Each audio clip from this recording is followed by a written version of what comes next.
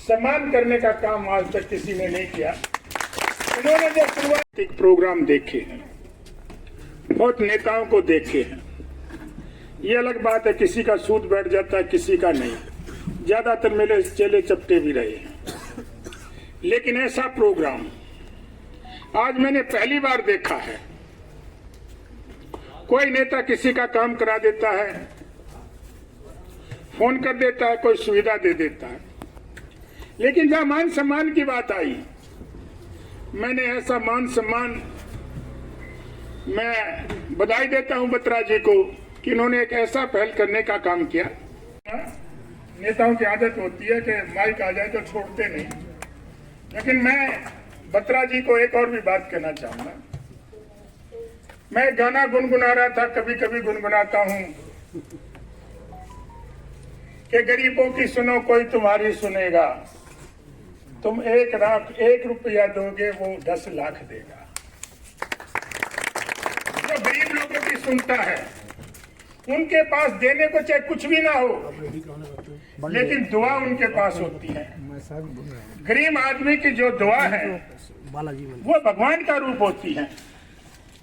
मैं ये कहता हूँ कि बत्रा जी, हमारे भाई भूपेंद्र जी वालिया जी, अभी भूपेंद्र जी ने जो बातें बताई वे बहुत अच्छी बातें हैं, और ऐसी बातें बताई हैं जो सब पैसे वालों को सब बुलाते हैं, सब वो करते हैं, गरीब आदमी को कोई वो नहीं करता।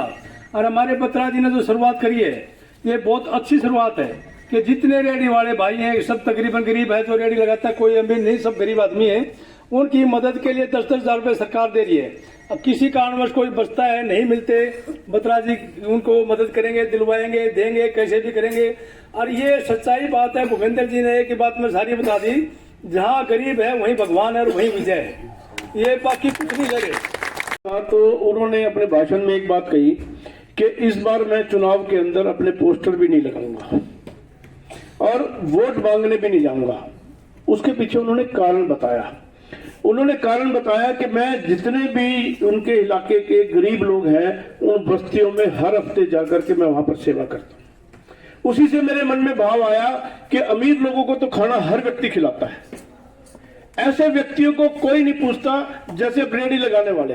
बाबू जी, आप कहाँ पर लगाते हो रेहड़ी? मंडी में। सब्जी मंडी में। आप कहाँ लगाते हो जी? शहर में। शहर में घूमते हैं आप मंडी लगा करके। आप बेटा कहाँ लगाते हो? आप भी सब्जी मंडी में लगाते हो। या बस अड्डे पे लगाने वाले कौन है? आप लोग हैं।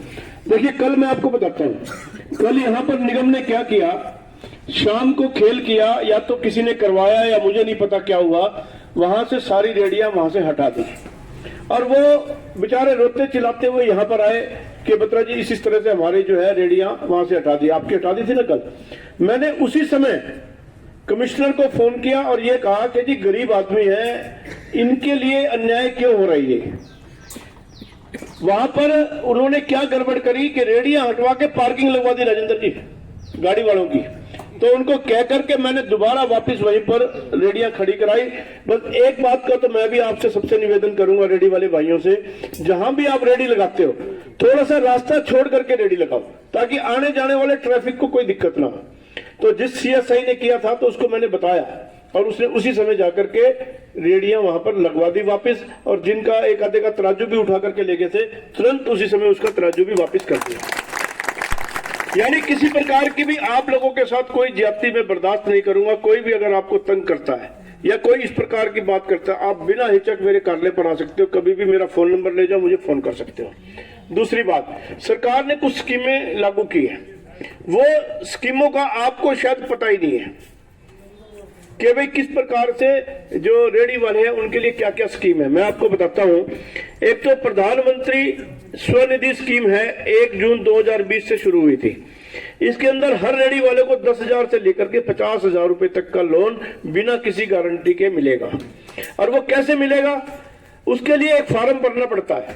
आप अगर खुद से निगम में जाकर के फार्म भरेंगे तो वहां भी आपको मैं टेलीफोन नंबर दे दूंगा, एक राजेंद्र चुप करके वहां पर है, वो आपका फार्म भर देगा। नहीं तो आप मेरे कार्यालय में आए, हम भर देंगे यहाँ से, और भर ही नहीं देंगे, जो आपके लोन की पैरवी है वो भी हम लोग यहाँ से करेंगे। ताकि आपको किसी प्रकार का कोई दफ्तर में 10,000 के बदले 1,000 रुपए आपसे लेकर के कोई लूट न कर सके। पीछे कई रेडी वाले मेरे पास आए थे, उन्होंने बताया जी हमारे से तो 1,000 रुपए ले लिए लोन पास करवाने के, किसी को एक पैसा भी आप लोगों ने देना नहीं है। ये बात मैं कह रहा हूं, किसी को कोई तकलीफ होती है किसी भाई को, आप तुरंत मेरे से संपर्क करें, उसको किसी को 1 रुपया भी देने की जरूरत नहीं। 10,000 से लेकर के 50,000 रुपए तक का लोन ये हमारी सरकार ने घोषणा की है और वो मैं आपको दिला सकता हूं, आप उसके लिए प्रयास कर सकता हूं। और जो भी भाई लेना चाहे या भरना चाहे फार्म, वो निगम में जाकर के भी फार्म भर सकता है, ऑनलाइन फार्म भरा जाएगा। दूसरी चीज, हमारे यहाँ कुछ सिलाई मशीनें भी इस प्रकार का है कि जिनके परिवार में मान लो लेडीज हैं, वो मशीन नहीं खरीद सकती, उनको कपड़ा सीने का आता है। अभी पीछे भी मैंने 1-2 मशीनें इस तरह की लेडीज को दिलवाई थी, पर्सनल वो दिलवाई थी। पर किसी को भी अगर इस तरह की भी आवश्यकता हो तो सरकार के माध्यम से भी वो मशीनें मिल सकती हैं। जैसे मेरी माताएं बहनें आई हैं, वो घर में सिलाई का काम करके 2 पैसे की आमदन कमा सकती हैं। तो मैं आप सबका बहुत बहुत धन्यवाद करता हूं कि आप यहाँ पर मेरे बुलावे पर आए। मैंने एक व्यक्ति को व्यक्तिगत लगभग 150 लोगों को, 200 लोगों को मैंने निमंत्रण दिया था, आप उसमें से 125-150 लोग यहाँ पर आए हो, तो मैं आपका दिल की गहराइयों से धन्यवाद करता हूँ। और सब लोग, कोई भी बिना भोजन किए यहाँ से जाएगा नहीं, सबके लिए भोजन तैयार है। देखिए आज कोई चुनाव का